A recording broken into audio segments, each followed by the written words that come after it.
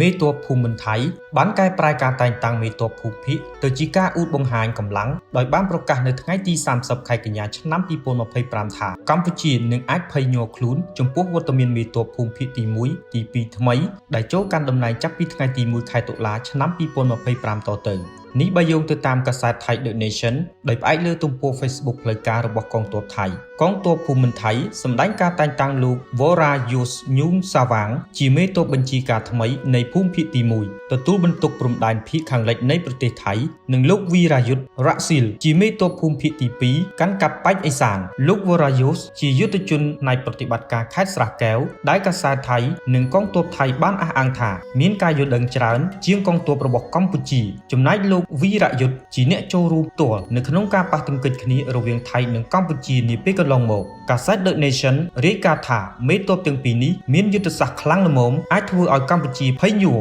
យោងតាមទស្សនៈដែលបានចែងនៅក្នុងទ្រឹស្ដីទំនាក់ទំនងអន្តរជាតិភាសារបស់កងទ័ពនិងសារព័ត៌មានថៃនេះបានឆ្លុះបញ្ចាំងពីយុទ្ធសាស្ត្របំផិតបំភ័យតាមទស្សនៈអ្នកប្រាកដនិយមថៃកំពុងតែប្រកាសបំបាក់ទឹកចិត្តកម្ពុជាឲ្យគិតថាថៃខ្លាំង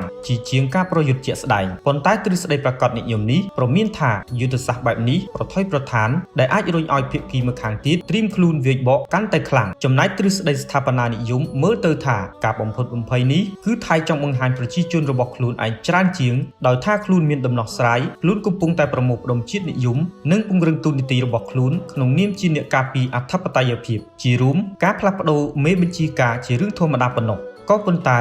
ការយកហេតុផលនេះធ្វើឲ្យកម្ពុជាពិតភ័យញាប់ញ័របង្ហាញថាកងទ័ពថៃកំពុងតែពឹងផ្អែកលើយុទ្ធសាស្ត្របំភ័យនិងការគំរាមកំហែងយុទ្ធសាស្ត្រនេះមានប្រសិទ្ធភាពឬក៏គ្មានវាជារឿងដោយឡែកប៉ុណ្ណោះ